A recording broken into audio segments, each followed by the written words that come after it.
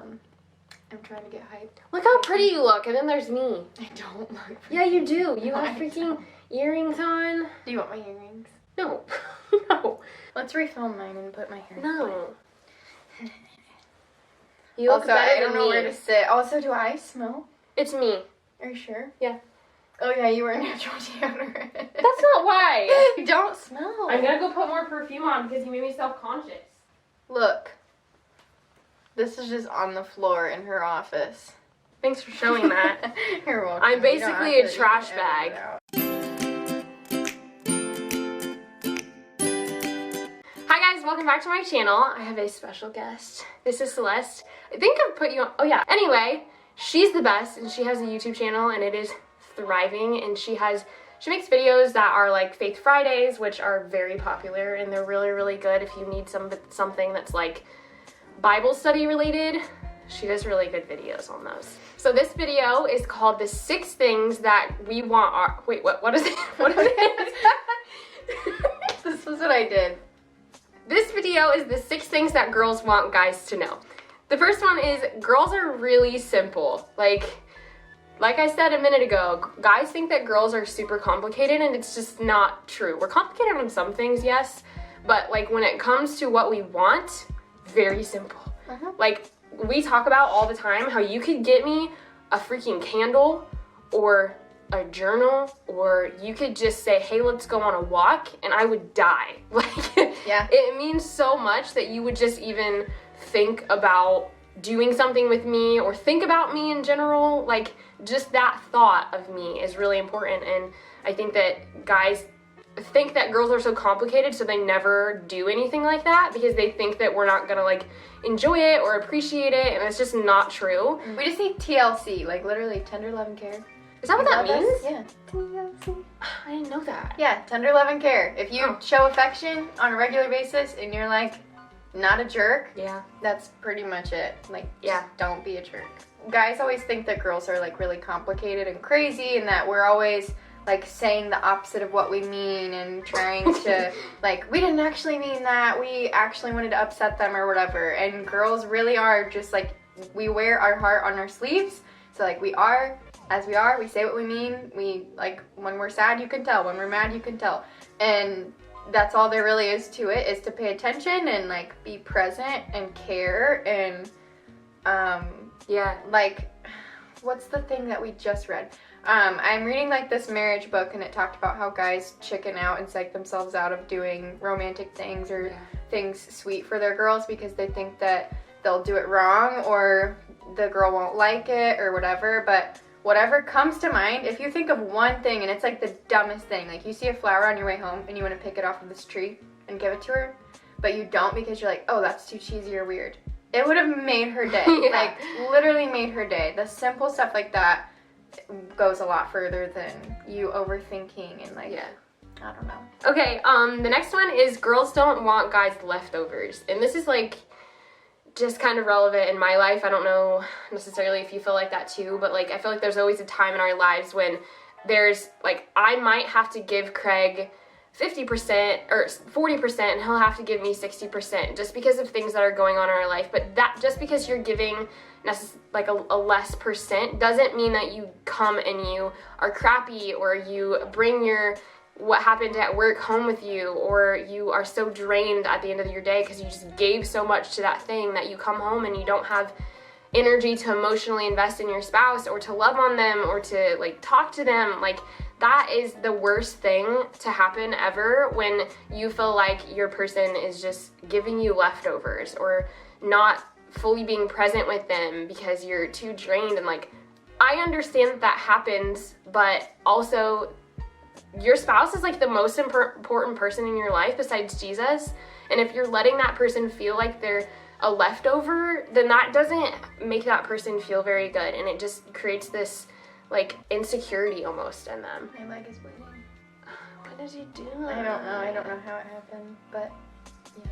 And to go off of what she said, there's going to be times in your life, like literally your whole marriage, your whole life, where you're going to want to give leftovers and give like a little bit of effort because you're tired, things come up, like life is hard, whatever. It's hard to choose to give a lot. Like when you don't have a lot, you feel like you have a little, but it's always more rewarding, and Christ gives us the energy and the ability to give even when we feel empty. So as long as you're willing and putting the effort in, it'll always pay off, and just you'll always be able to find a billion excuses to slack in your relationship, but you just have to find one reason to not, and it'll always be worth it, even if it means staying up an extra hour. Though even though you had a really hard day at work, you stay up the extra hour with your spouse to do something they enjoy or whatever. You'll never regret doing something like that. You'll never regret giving more to your spouse, even if you feel like you can't. Like, it's that extra, like, unconditional extra mile that you have to go, even if you feel like you can't. And the next one is girls love when you love Jesus. The cutest, most precious, heart-filling, like, thing that you could do as a husband or as a boyfriend or whoever you are is love Jesus. It's just so encouraging, and it's sexy, and it's so important. And it also just, like, something about a guy pursuing Christ, just it's not something, I think that it's rare now. Like, it honestly is rare, and it's really sad. But if you do that and your girlfriend or your wife also loves Jesus, if they see you pursuing Christ, it makes them want to be a better child of God, daughter of God, and then it all around just, like, helps you grow in your relationship together and with him. And that's the most important thing that you could do. Like, sorry, but that's the tea. Like, if you can't be intimate with Christ and pray for one another or pray over one another, but you can be intimate in the bedroom, I don't know what you're doing. Like, I know that it's a different kind of intimacy because it's spiritual, and you feel like I might say the wrong thing, or I might not know what to say. Like, don't allow yourself to believe those lies, because it's so attractive and it's so just faith building for both of you. My 3 tips. You can never over compliment. And this goes both ways for the girls and the guys, but girls want guys to know. You can never over compliment. I think guys, a lot of times, just because, like you touched on this earlier, they think that you're pretty, they think that you're loving, they think all these things about you, and they don't realize that they don't actually say it that often.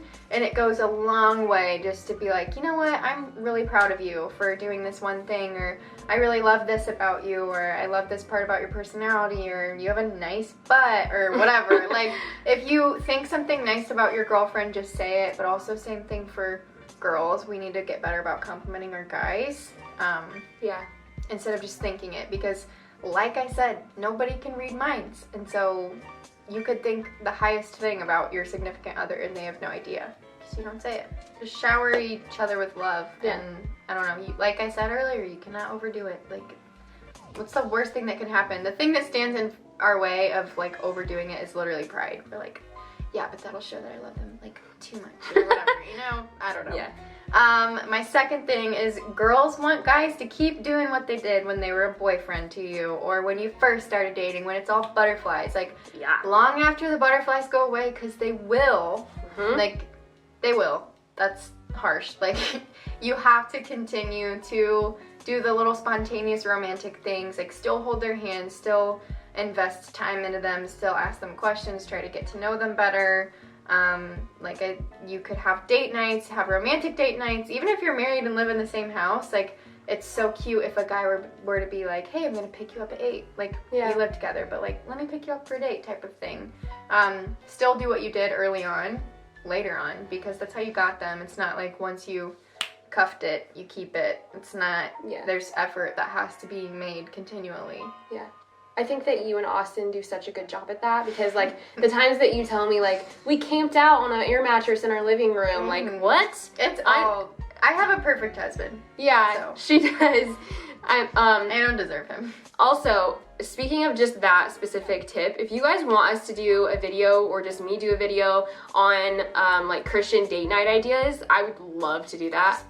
Yeah, like fun date night ideas, spontaneous things, or like out of the box things, comment below, and let me know. But I feel like I need to do it with you, because you'd have great answers, because not every date night has to cost money. Like, that's another thing that I could add to that, I guess, like, to keep doing what you did when you were dating. You don't have to buy her expensive stuff. Like, you've already won her over, so I mean, you might not have to try as hard, but just, like, I don't know, the additional effort it takes to be like, I came up with this idea for us to do tonight is so cute. Yeah. Like, it is so hot when Austin's like, I planned this night for us. Yeah, when I'm you like, plan things, it's like, what? you were thinking about me? Like, wow. My last tip is that girls want to be able to be themselves in front of you, which means if she's really weird and goofy and lazy and like a blob all the time, she should be able to be a blob. Like, let her be in her sweatpants and her t-shirt without her makeup on and still show her the same love you show her when she's all dolled up and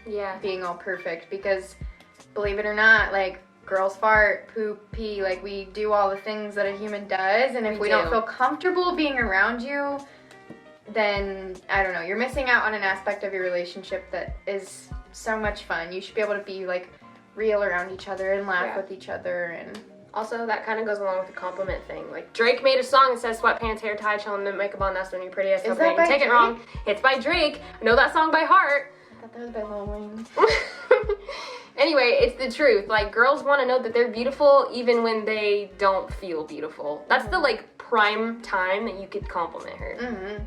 Even if she says, like, no, still say it. What's funny is I think all guys want their girl to get to the point where she's comfortable around them. Like, I know Austin hates it when he can tell that I don't feel, like, that comfortable around him. So guys want that, but in order for us to be willing to do that, you have to make it, like, a very comfortable place for us to be ourselves and be vulnerable. So just show the same love you do when we put a lot of, like, effort into everything as you do when we don't. I have two more that I just thought of. One of them is we want guys to be, like, emotionally invested. This is huge. Okay, we want guys to be able to share their emotions. I know that when a girl brings something to you and you feel like you need to take some time to think about it, like, that's fine, give you your space, but also, like, you sharing your feelings it's hot. It's it helps your relationship. Daddy. It is. That's what? That's daddy. Like, ooh, no.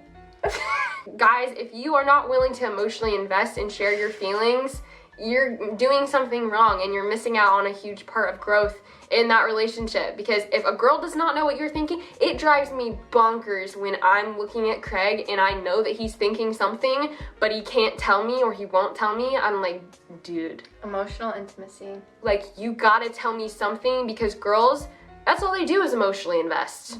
We love that. We're experts at that. And so when our person is not willing to, like, extend that same emotion or give us any type of emotion, it's like, makes me so mad. Girls want guys to love them through their love language in the same way that girls should love their guys through their love language. Like, that's the point of a love language, is to understand how that person loves. And one thing that I used to do when I found out my love language is I would love Craig through my love language.